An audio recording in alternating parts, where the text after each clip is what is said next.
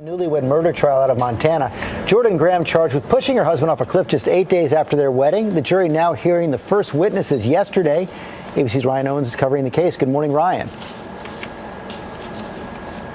Good morning from a very snowy Montana to you, George. A total of 8 men and 6 women, that includes 2 alternates, must now decide if Jordan Graham is a murderer. Among the first witnesses they heard from, her own maid of honor.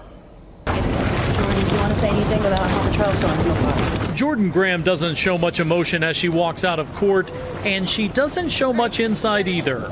Monday, the 22-year-old sat quietly as federal prosecutors called her own maid of honor to testify against her. Could you tell us what it was like to see her? Kimberly Martinez says she was Graham's closest friend and helped her plan her wedding to 25-year-old Cody Johnson. The man Graham is accused of pushing off a cliff just 8 days after she said, "I do." Graham has pleaded not guilty. Martinez read text messages Graham sent her the day after the wedding.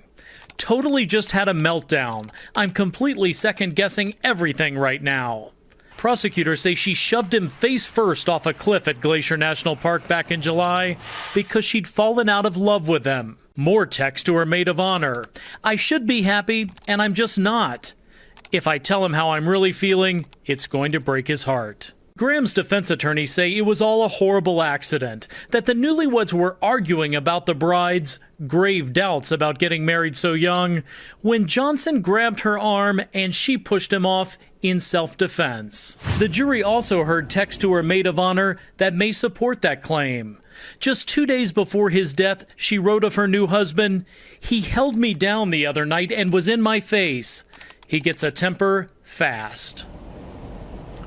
Up next this morning, more from that maid of honor. And George, this judge is moving this thing at a breakneck speed. He says he has another trial starting on Monday in a different Montana city, and he plans to be there. He wants the jury to have this case by Friday. Wow, not wasting any time. Okay, Ryan, thanks very much. Let's get more on this now from ABC Chief Legal Affairs anchor Dan Abrams. First day early read? Yeah, look, it's a pretty straightforward case. I'm not surprised it's going pretty quickly. But what's really interesting is how both sides are trying to use the problems in the marriage. The prosecution saying this was the motive.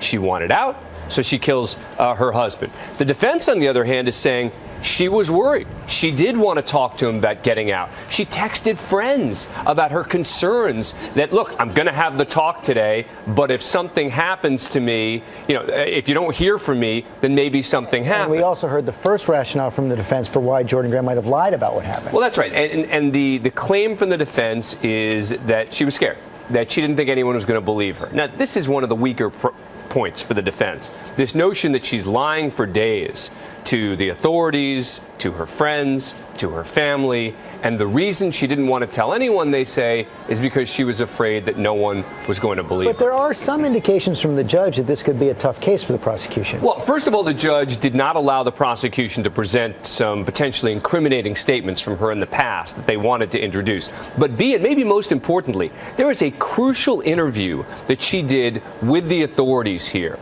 And the judge may give an instruction at the fact that they didn't record part of that conversation, the crucial part of it, that's not normal, meaning that the jury can take something away from that. They can have concerns about the way that was done. Depending on how severe that instruction is, that could be a very significant point against the prosecution. Okay, Dan Abrams, thanks very much.